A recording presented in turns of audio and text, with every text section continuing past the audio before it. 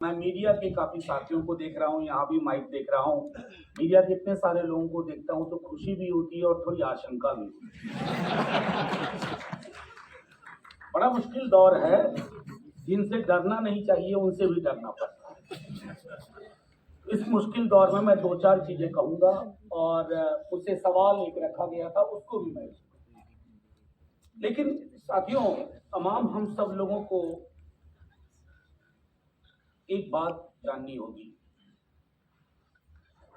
आरफा जी मेरे बगल में बैठी हुई थी, मैंने उनसे कहा हम में से कईयों को ये मुगालता है कि 24 का चुनाव जीत जाएंगे तो देश पटरी पे आ जाएगा। देश बेपटरी हो चुका है और अब ये पटरी पे सिर्फ चुनाव की वजह से नहीं आएगा। 47 में तकसीम हुआ था, तकसीम के बाद भी इतने बुरे हालात नहीं थे। हमारे साहब आपने महावीर त्यागी का जिक्र किया, पंत साहब थे, लेकिन एक बड़ी आबादी ऐसे लोगों की थी जो इन लोगों को कहती थी कि माइंड योर बिजनेस। मैं तो नरेंद्र मोदी जी को एक बात कहूं, हाथ जोड़ के उनका धन्यवाद करता हूं, उन्होंने चेहरे से नकाब उतरवा दिया। सब बेनकाब हो गए, अच्छे खासे लिबरल दोस्त, बड़ी बड़ी बात करने वाले, मतलब लोग तो आप बिरयानी खाने को भी सेक्युलरिज्म का प्रतीक मानते हैं। अरे मैं कम्युनल नहीं हो सकता हूँ, मैं बिरयानी खाता हूँ। उनसे कहना पड़ता है कि हमने बिरयानी खाने वालों को कत्ल करते भी देखा है। तो बिरयानी खाता हूँ, मेरे कुछ मुस्लिम दोस्त हैं, मेरा बेस्ट फ्रेंड स्कूल में मुसलमान था। साहब ये लोक कथाओं से, दंत कथाओं से हकीकत नहीं बयान होती, हालात बेजार। यकीन मानिए मैं यहां खड़ा होकर के आपसे ये नहीं कह सकता हूं कि सब कुछ ऑल इज वेल है और बहुत बढ़िया होगा, कुछ नहीं होगा। हम बहुत बुरी हालत में, चुनाव कुछ नहीं कर सकता। चुनाव जीतने के लिए लोग भी वही तरीका अपनाने लगते हैं जो तरीका बीते 9 वर्षों में लोगों ने सीखा है। जरा सा किसी पे भरोसा होता है, पता चलता है वो भी किसी बाबा के चरणों में लौट गया। मैं ये देखिए, 47 में रोग था, ये 23 में महामारी। रोग का इलाज तो आपने कर लिया, कभी कैप्सूल दे करके, कभी डोलो 650 दे करके, इसको किनारे करो, ये मुद्दा नहीं बनेगा। लेकिन अब ये महामारी इस हालत में आ गई, हमारी आपकी जिंदगी की हकीकतें बदल गई।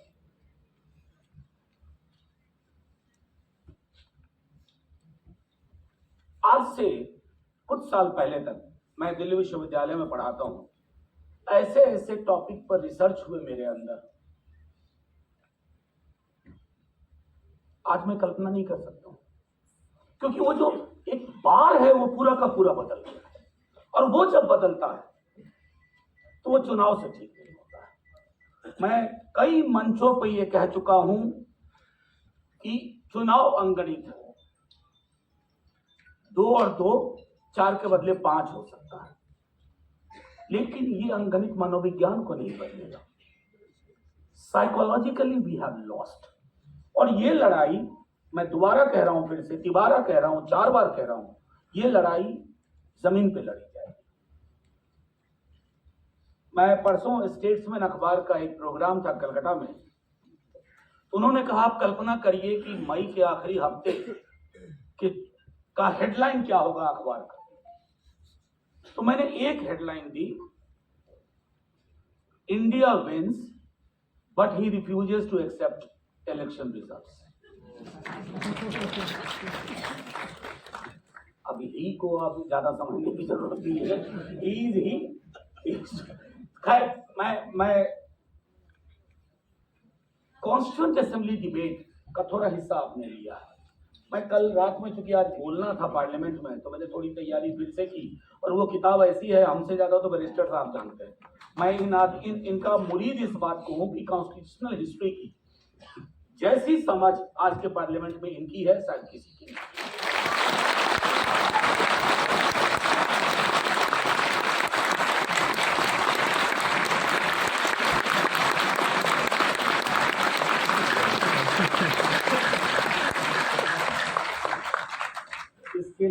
क्लब से मैं सेंट्रल हॉल में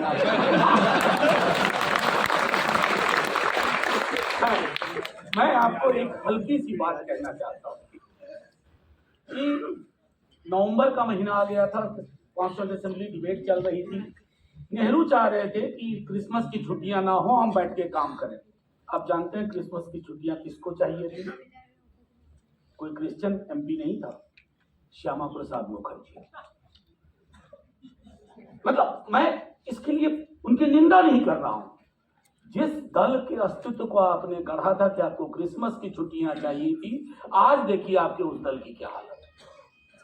तो ये जो जर्नी है हमारे देश की, उस जर्नी में मैंने जो बात एक कही, दंगे पहले भी हुए, हमारे बीच में ऐसे लोग थे। अरफा जी ने एक अपना शेयर किया।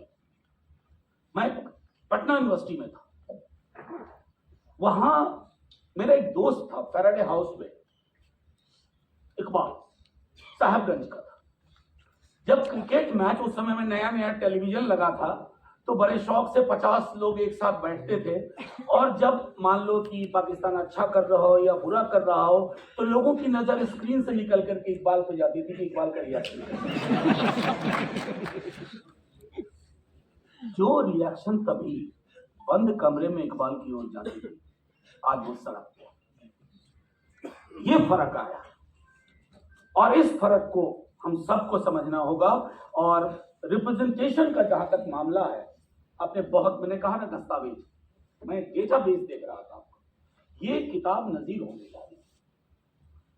हम आप इससे चीजें निकालें, लेकिन रिप्रेजेंटेशन को भी सिंबॉलिज्म से आगे ले जाना होगा। मैं आज सोच के आया था, मैं कोई ऐसा बयान नहीं दूंगा, लेकिन यह तय करना होगा। छोटी सी बात है, मैं मुसलमान नहीं हूं,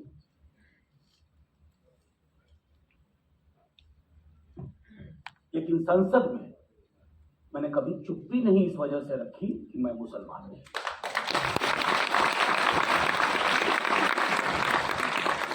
और संसद का रिकॉर्ड गवाह है इस बात का। दूर की छोड़िए, बड़ी बड़ी पॉलिटिकल पार्टी को 370 के मसले पे मैंने चुप्पी बांधे देखा, ये कहते हुए सुना कि देश बदल गया है। मैंने उनसे ये कहा कि जब देश बदल रहा था ना जर्मनी में, तब भी वहां की सोशलिस्ट पार्टी, कम्युनिस्ट पार्टी कम से कम एडुकेट करने की कोशिश कर रही थी लोगों को। हम आपने तो वो भी बंद कर दिया। पूरा का पूरा माहौल, सर मैं 1-2 मिनट और लूंगा, खत्म करूंगा।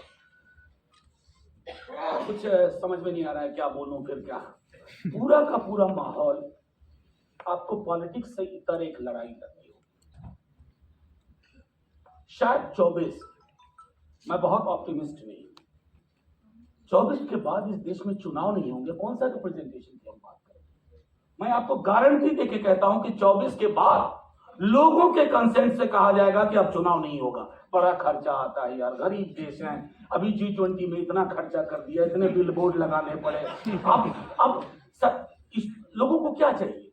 अब उनके लोग कहते हैं कि भगवान ही, अब जब भगवान खुद ही आ गए हैं तो काहे को चुनाव? लोग कहेंगे चुनाव नहीं होना चाहिए, चुनाव नहीं होना चाहिए। हम 20, 25, 30% लोग कहेंगे यार चुनाव करवाओ तो पाकिस्तान चले जाओ। अब वहां भी चुनाव लड़ लेंगे, इसकी कोई गारंटी नहीं। मैं सिर्फ ये कह रहा हूं कि रिप्रेजेंटेशन के मामले में आइडेंटिटी असर्शन करनी चाहिए और एक सॉलिडारिटी विकसित करनी है। मुझे दुख ये होता है कि जैसे ही मुसलमान रिप्रेजेंटेशन की बात होती है, पसमानदा बनाम सैयद, ये लड़ाई, घर में आग लगी हो तो इस लड़ाई को थोड़ा पेडेस्टल को देखना होगा। दलित, महादलित, बड़ा मजा आता है सरकार को। किसान का आंदोलन हो रहा है, ट्रेड यूनियन चुप है, ट्रेड यूनियन आंदोलन कर रहे हैं, किसान चुप है। मुसलमान सड़कों पे आ रहे हैं, ना अभी इस मसले पे इनके साथ मत जाओ, बेकार कम्युनल हो जाएगा। दलित आ रहे हैं, अरे यार इनका प्रॉब्लम है ना, इसमें घुसना नहीं चाहिए। जब तक एक, मतलब मैं बोरो कर रहा हूं कम्युनिस्ट पार्टी से, आपको सॉलिडारिटी बेस्ड नेटवर्क बनाना होगा। वही नेटवर्क संविधान को महफूज रखेगा। नहीं तो किसी ने कल्पना की थी कि इस देश में सेंगोल नाम की भी कोई चीज है। आज ही मैंने कहा आज मैंने कहा कि आप सिंबल लगा दिए हो तो वहां साथ में बड़ी फोटो लगाओ जो कॉन्स्टिट्यूएंट असेंबली के मेंबर्स, उनकी तस्वीर हो, वो देखे जाए। और एक आखिरी चीज कहूंगा इससे पहले कि मैं आपका सवाल, मैं कलकत्ता जा रहा था, अभी रोमिना थापर जी की किताब आई, मैंने पढ़ा, उसके कुछ पन्ने शुरू किए। ये लड़ाई जो वो कहती हैं बड़ी खूबसूरती से कि from integrative nationalism of 1947 we have reached to segregated nationalism of 2023, यानी एकीकृत राष्ट्रवाद की भावना से हम विखंडित राष्ट्रवाद की भावना पे आ गए। पहले सर्टिफिकेट छुप के लोग मांगते थे, देखो कि उस मोहल्ले से पटाखे चल रहे थे, आज सड़कों पे सर्टिफिकेट मांगे जा रहे हैं, गलियों में सर्टिफिकेट मांगे जा रहे हैं, और जो उसका प्रतिकार करे चाहे वो मुसलमान हो या गैर मुसलमान हो, आप उसको भी पाकिस्तान जाने की सलाह देते हो। हालांकि आज मैंने सदन में कहा इनको ज्योग्राफिया नहीं मालूम है पाकिस्तान का, अगर हम सबको भेज दोगे तो मतलब गड़बड़ हो जाएगी पूरी भूमंडल में, पूरा का पूरा हाहाकार मच जाएगा, उतनी जगह नहीं हुआ। 65-67% आबादी हम लोगों को भेजना होगा आपको, और उसकी व्यवस्था करनी होगी। अब ट्रेन वेन से चलने की आदत नहीं रही है बहुत लोगों को। तो बहरहाल मैं पॉलिटिकल पार्टीज के सामने एक सबसे बड़ा चैलेंज जो मैं देख रहा हूं वो है कि ये जो कम्युनलिज्म ऑफ 47 ये नेशनलिज्म ऑफ 2023, ये कम्युनलिज्म एक मेजॉरिटेरियन नेशनलिज्म में तब्दील हो गया, और इसके छींटे विपक्ष के दलों पर भी पड़े, उन पर भी पड़े हैं जो कहते हैं हम छींटों और छींटाकशी से दूर रहते हैं। वो छींटे भी जाने, हर सीट पे ये डर कि पोलराइज हो जाएगा, हर इलेक्शन में ये डर, इसको कम्युनलिज्म और पोलराइजेशन से कैसे बचा लो। मैं समझता हूं कि डर के इस माहौल में हम कुछ नहीं कर पाएंगे, और आजाद ख्याली बड़ी खूबसूरत चीज है, रिप्रेजेंटेशन। अब जिक्र कर रहे थे आप नेहरू जी का, मतलब नेहरू जी के नाम से तो मैं अक्सर चिट्ठियां लिखता हूं, क्योंकि उनको चिट्ठियां लिखने की आदत थी, तो मैं almost every year I write 2 letters to Jawaharlal Nehru, और उनको देश के हालात के बारे में बताता रहता हूँ। मतलब हंसने की बात नहीं है, मेरा अपना कुछ फ्रस्ट्रेशन निकल जाता है। तो मैं सिर्फ ये कहूंगा कि वो जो नेहरूवियन भाव है, वो भाव क्या था? Nehru was a risk taker. वो जान रहे थे कि समाज में कम्युनलिज्म कहां तक पेनिट्रेट कर गया, लेकिन उसने उस रिस्क को सामने लिया, चैलेंज किया। उनके रहते रहते चीजें इतनी बिगड़ी नहीं। इसलिए मैं नरेंद्र मोदी जी का पुनः धन्यवाद करता हूं कि उन्होंने शायद आपको किताब लिखने को भी प्रेरित किया। एक अगली किताब आ रही है मेरे एक दोस्त की, आप देखो पीछे 9 वर्ष में जो किताबें आई, गजला वहाब की किताब आई कौन न मुस्लिम, आपकी किताब आई, जियाउस सलाम साहब लिख रहे हैं, उनका ब्लर्ब मैंने लिखा है, being a Muslim in Hindu India. ये जब किताबें लिखी जाने लगे ना, जैसे मैं आपको इंटरेस्टिंग एक चीज कहकर खत्म करूंगा, नेहरू पे सबसे ज्यादा किताब नरेंद्र मोदी के दौर में लिखी गई। क्यों लिखी गई? जब आप बहुत बीमार हो जाते हो ना, तो घर के बुजुर्गों को याद करते हो। आज वो वक्त है, और मैं समझता हूं ये लड़ाई फिर मुकम्मल तभी होगी जब हम सॉलिडारिटी के फ्रेम में बात करेंगे, और राजनीतिक दलों को एक नजरिया साफ करना होगा। टिकट डिस्ट्रीब्यूशन में ये बताने के लिए कि हमने 6 मुसलमान दिए, लेकिन साहब दिए कहां? कौन सी लोकेलिटी? वहां विनेबिलिटी फैक्टर क्या है? तो फिर वही जो कहते हैं पोलराइजेशन, कम्युनलिज्म, ये सारी चीजें हमारे जहन की हैं, उनको हमें 101 लेना होगा। And I vouch for what ever little capacity I have. मैं कभी संसद में मैंने ये नहीं सोचा कि इसको बोलने से मेरे दल का क्या नुकसान होगा, EWS हो या कश्मीर हो या इन ट्रिपल तलाक, जहाँ पे मेरे कुछ अलग विचार थे कि ये एक तरह का ऐसा आप स्ट्रक्चर कर रहे हो कि आप हर जगह घुसना चाहते हो, और तमाम ऐसी चीजें हैं जिस पर मैं समझता हूँ, आज ही मैंने सदन में कहा कि एक घर में 5 सदस्य, अगर मेरे घर का 5वां सदस्य एलिनेटेड, वो महफूज नहीं है, तो घर कभी महफूज नहीं हो सकता। आप नई इमारत बनाओ, बुलंद इमारत बनाओ, वो घर कभी महफूज नहीं होगा, वो घर कभी रोशन नहीं होगा। हाँ, अगर आपको तीरगी में रोशनी दिखती है, आपको मुबारक, जय हिंद।